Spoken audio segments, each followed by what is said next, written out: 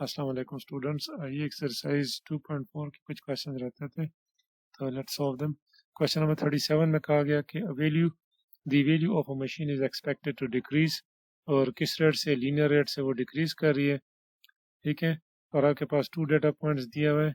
Means the time जहाँ पे जब मशीन को परचेज किया गया था t इज इक्वल टू 0, उस वक्त उसकी कीमत थी 18,000 pound, and it's value after 1 year, 1 साल के बाद इसकी वैल्यू कम होकर 14,500 रह गई है। तो कहते हैं कि determine the slope intercept equation which is v is equal to mt plus k, m is the slope.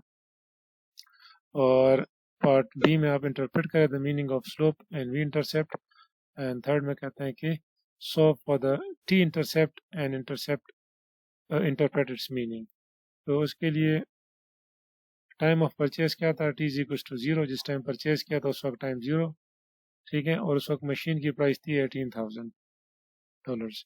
ठीक है, 1 साल गुजरने के बाद उसकी प्राइस जो है v ऑफ 1 मीन 1 साल गुजरने के बाद वो कितनी हो गई 40,500। तो हमारे पास t1 है, t1 पे उसकी वैल्यू मशीन की और t2 के ऊपर वैल्यू मशीन की। तो स्लोप हमारे पास फार्मूला क्या है, v2 minus v1 divide by t2 minus t1, या y2 माइनस y1। तो जो यहाँ पे y v है, v1 और v2 है, तो इसीलिए ये फार्मूला लिख दिया। वैल्यूज पुट कर दिए, ये v2, ये v1, एक्स t2 और t1, इसको सब्ट्रैक्ट किया तो हमारे पास स्लोप आ गया माइनस में। नेगेटिव का मतलब है कि डिक्रीज हो रहा है।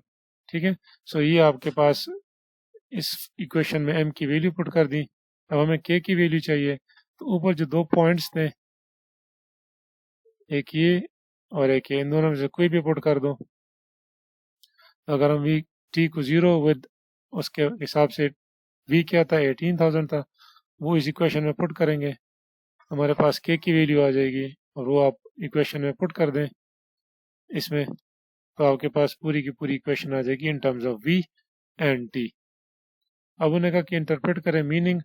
तो जो स्लोप नेगेटिव है, that means the value of the machine decreases by this much dollars per year. 1 साल में इसकी वैल्यू इतनी कम हो रही है।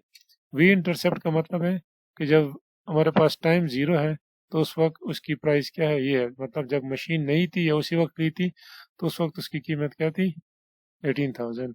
टी इंटरसेप्ट का मतलब है कि हमारे पास मशीन की वैल्यू क्या होगी 0 होगी, तो कितने टाइम के बाद उसकी वैल्यू 0 होगी, हम उसकी वी की जगह पे 0 पुट कर देते, सॉल्व कर देते। तो इसका मतलब 5.14 साल के बाद जो है इस मशीन की वैल्यू क्या होगी 0 होगी।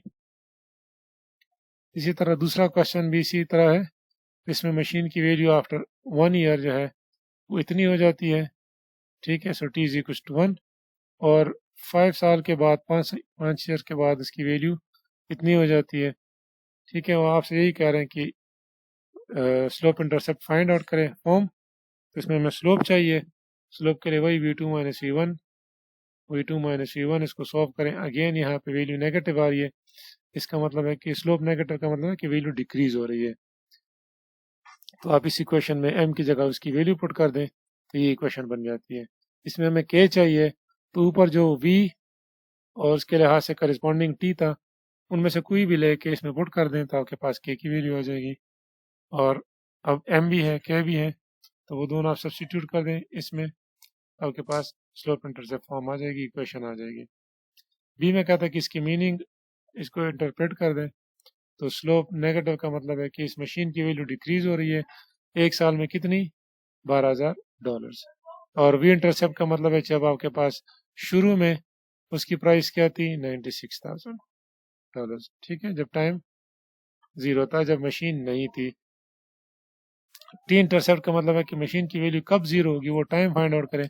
तो वी आप 0 पुट कर दे, सॉल्व करें फॉर टी, दैट मीन्स कि 8 साल के बाद, इंटरप्रिटेशन इसकी क्या है कि 8 साल के बाद मशीन की वैल्यू क्या होगी 0 होगी। क्वेश्चन 39 में आपको सेल्सियस और फ़ारेनहाइट का फॉर्मूला दिया है कि किस तरह आप उनको एक दूसरे में चेंज कर सकते हैं। ठीक है, आपके पास सेल्सियस और फ़ारेनहाइट दिया हुआ है, ये 5 डिग्री और 41 डिग्री सेल्सियस और फ़ारेनहाइट की। दूसरा डाटा दिया है 25 और 77 डिग्री। तो आपने स्लोप पहले फाइंड आउट करना है।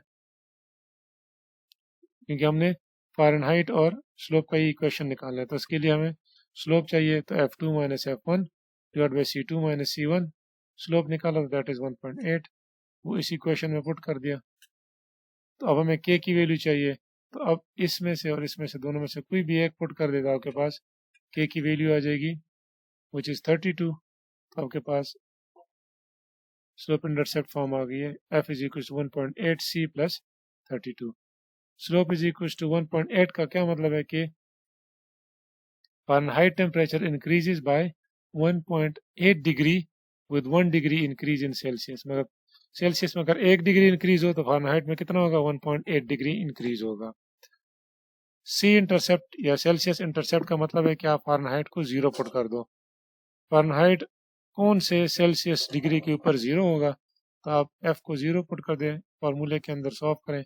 तो जब सेल्सियस -17.77 डिग्री होगा, उसका मतलब होगा कि उस वक्त फ़ारेनहाइट क्या होगा, 0 होगा। That means 0 degree Fahrenheit is equal to this much Celsius.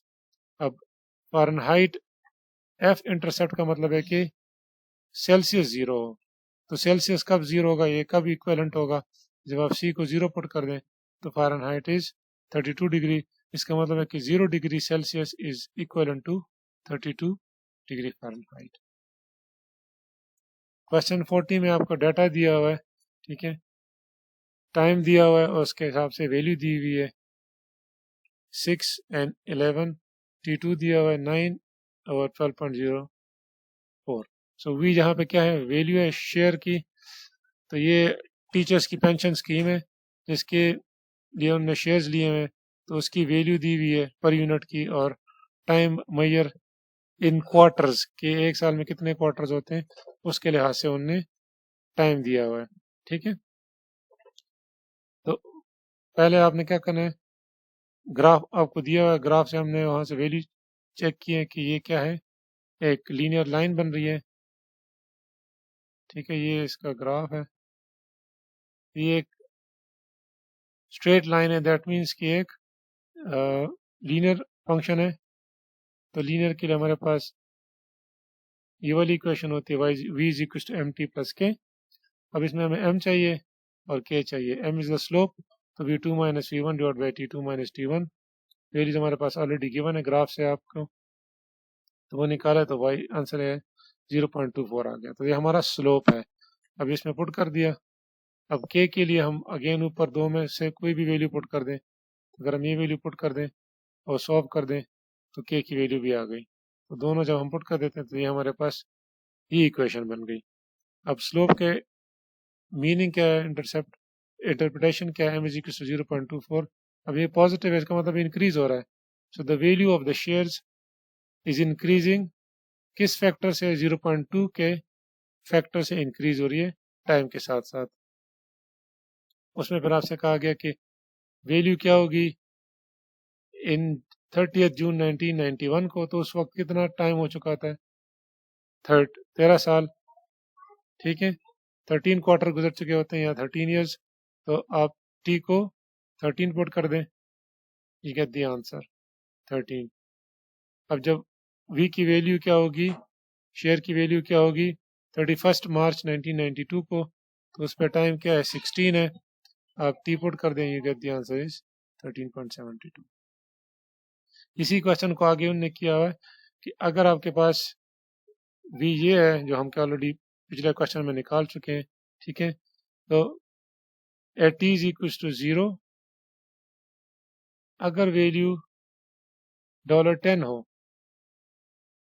ठीक है, जो फंड इस्टेब्लिश किया गया था at time T is equal to 0, उस वक्त शेयर की वैल्यू कितनी थी, $10 थी, ठीक है। अगर ये हम इसमें पुट कर दें इसी इक्वेशन के अंदर, तो ये इसकी ये एग्जैक्ट वैल्यू है। ये हमारे पास इक्वेशन आया, तो इसमें अगर हम टी को 0 पुट कर दें तो यहाँ से ये वाली वैल्यू आ रही है, ये एस्टिमेटेड वैल्यू है। तो एग्जैक्ट और एस्टिमेटेड वैल्यू में रेशो में एरर कितना है, कितना डिफरेंस है। जब आप एग्जैक्ट वैल्यू से एस्टिमेटेड वैल्यू निकाल देंगे तो इतना फ़र्क है दोनों में। जब ये स्कीम स्टार्ट की गई थी तो शुरू में शेयर की वैल्यू इतनी थी, जो हमने इक्वेशन निकाली है ये वाली, इस इक्वेशन में जब हम t0 पुट करते हैं तो हमारे पास आंसर ये आता है जो कि 10 से थोड़ा सा स्मॉलर है। तो वो डिफरेंस क्या है? 12 का 0.12। तो इतना एरर है इसमें, इतना फ़र्क है, बाकी तकरीबन ठीक है। तो एरर का पूछा गया तो एरर हमने निकाल दिया। एक्चुअल वैल्यू एट जून 3019 ये कितनी थी? 12.93। ये गिवन नहीं है, ये उन्होंने कहा था कि आपको वेबसाइट है वहाँ से डाटा ले लें। तो ये एक दो तो मैंने सोल्यूशन से ले लिया कि एक्चुअल ये थी 30 के ऊपर, जून के ऊपर, और 31 मार्च पे ये थी। ठीक है, अब वो कह रहा है कि एस्टिमेटेड वैल्यू आप इक्वेशन से फाइंड करें, जो हमारे पास ये इक्वेशन थी। इस इक्वेशन में टी को 30 जून पर टाइम क्या था और 31 मार्च पर टाइम क्या था, तो हम पहले निकाल चुके हैं। 31 जून पे हमारे पास कितने वैल्यू थी? ये थी, एस्टिमेट हमने निकाला हुआ था पिछले क्वेश्चन में। 31 मार्च पे ये वैल्यू नहीं थी, सॉरी, ये थी 1372, ये वैल्यू हमने निकाली थी। तो एरर उनमें कब कितना होगा? एक्चुअल 13 है, एस्टिमेट हमने कितना निकाला था? 12 पॉइंट,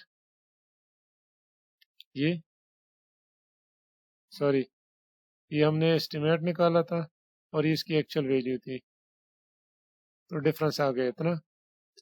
अगेन ये एक्चुअल वैल्यू थी, ये हमने एस्टिमेट निकाला था, दोनों का डिफरेंस लिया तो इतना डिफरेंस है। बाकी वैल्यूज वो कह रहे हैं कि आप फाइंड आउट करें, क्योंकि उस हमारे पास एक्चुअल वैल्यूज नहीं है तो हम एस्टिमेट नहीं लगा सकते। 42 में अगेन आपके पास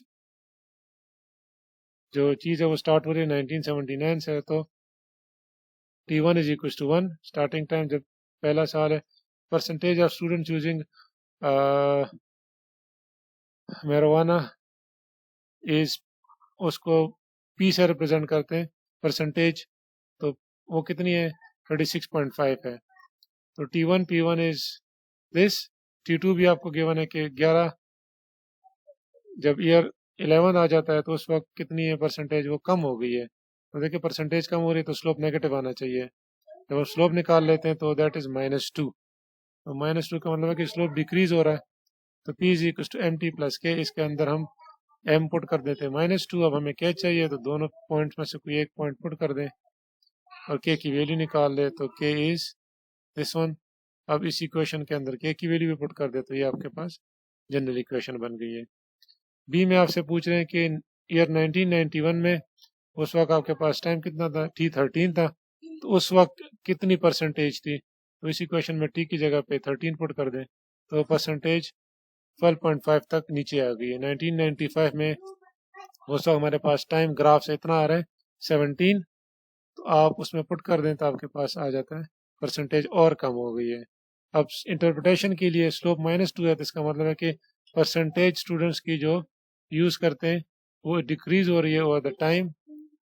और फिर आखिर में कहता है कि पी इंटरसेप्ट फाइंड करें, इसका मतलब है कि टाइम 0 जब स्टार्ट हुआ था तो उस वक्त कितनी परसेंटेज थी। तो जब आप टी को 0 पुट करेंगे इस इक्वेशन में तो वहां से हमारे पास परसेंटेज बहुत ज़्यादा आ रही है, वो 38.5 है जो